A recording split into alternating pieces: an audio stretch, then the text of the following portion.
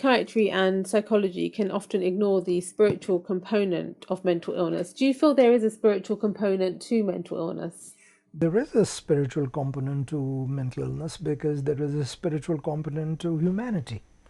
So if the majority of the population believes in spirituality, believes in spiritual existence of one sort or another, uh, depending on different constructs or religious constructs, if that is the case, then that is where you start your life believing in that spiritual existence. And that spiritual existence also has a lot of moral components and a lot of other social aspects to it. And if you are part of that thought process and then you begin to suffer from mental disorder, it is not only the psychiatric and psychological treatments that can help you. There is the addition of spirituality can help you a lot.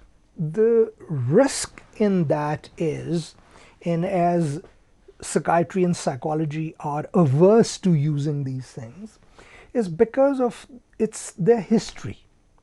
That not the history of psychology and psychiatry, which I'll come to that briefly, but the history of faith healing.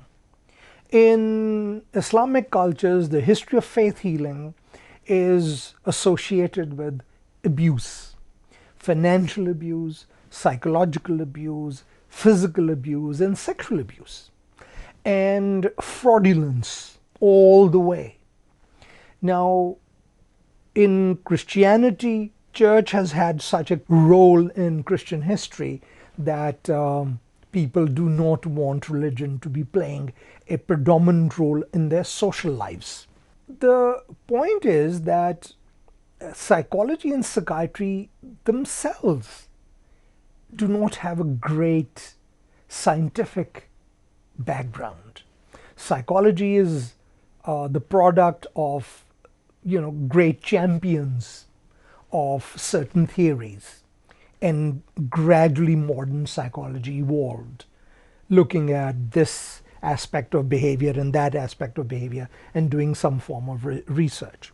Psychiatry has come from, until recently, cutting people's brains and frontal lobes and locking them up in these asylums and severe abuse in lunatic asylums to modern hospitals to now community-based.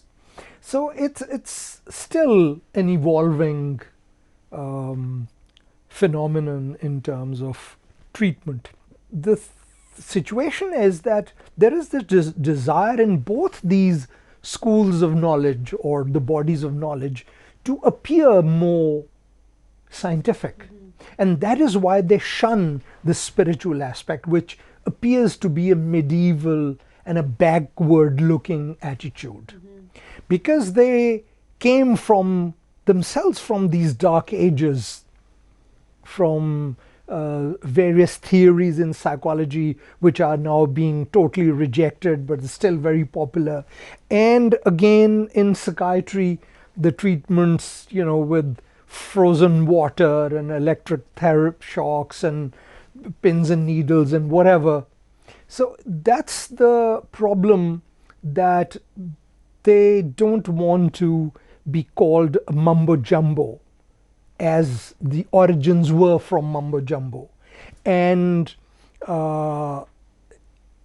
they have now come to a situation where they want to be totally scientific, totally modern, that this thing should be CT scanned or MRI'd, and one can do X, Y, and Z, like a chest physician or a cardiologist doing an angiography. So can you map the brain and find out this is schizophrenia and do anxiety and treat it like this and treat it like that? It is coming to that. It is beginning to think like that. But nothing really has come to fruition which can clearly say, yep, we did this angio and that's what it is, and you put a little stent and everything is fine. There is more to a human being's mind than just so-called scientific constructs. Yeah. And if the humanity is believer in spirituality and mythology and other belief systems, these belief systems can be used, can be the tools through which you can get your assistance in. So, what is your view on transcending the ego, which is often the ego is often the cause of most psychological problems? And what is your perspective on transcending the ego? Like, we have the Christian mystic centuries of Avil, and you have many Sufi mystics who were, joined the path of Sufism because of their, their depression or their unhappy state, but who then ultimately did succeed in having a very peaceful, loving, happy life. So We presume. From what I've read, yeah. But so is psychiatry starting to recognize that the ego is the actual problem?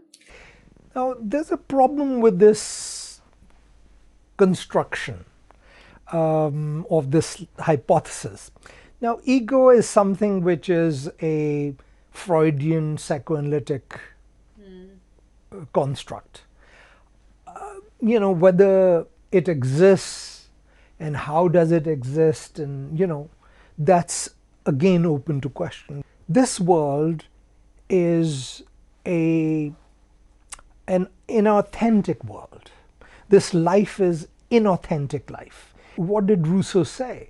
He said that modern man and modern existence is just a comparator to the neighbor, who's got a better car, who's got a better job, who's got more money, who's got a bigger house, who's got more successful children. So there is this competition going on all the time in everything. Monopoly capitalism is something that exists on that.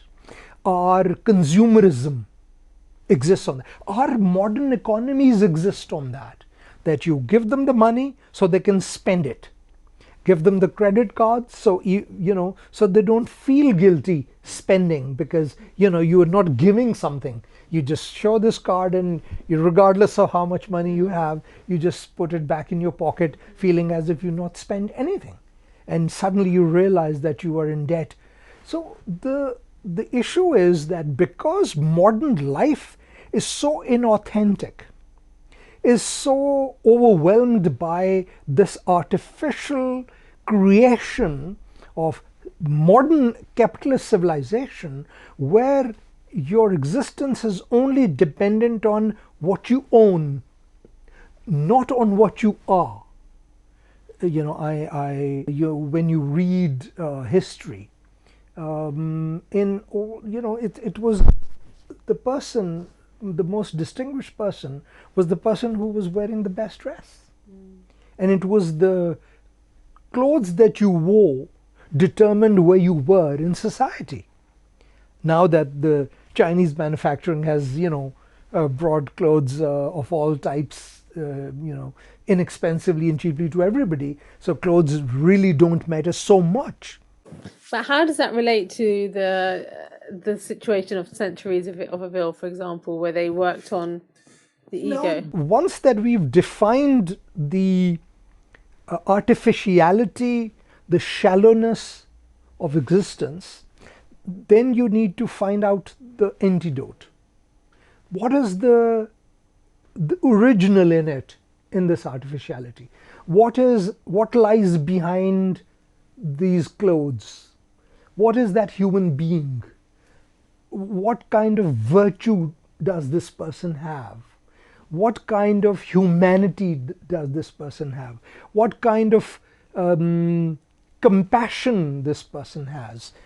Now, that's where Buddha, when he was a prince, or Kapilvastu, he abandoned his family and his fiefdom and principality, and he went away. And what did he do? You see him in one piece of loincloth. That's it. So the prince shunned everything. That's where he shunned all his desires and wants. That is the problem, that if your existence is based on consumerism and want and ownership, you will never be able to look inwards Yes. and reflect.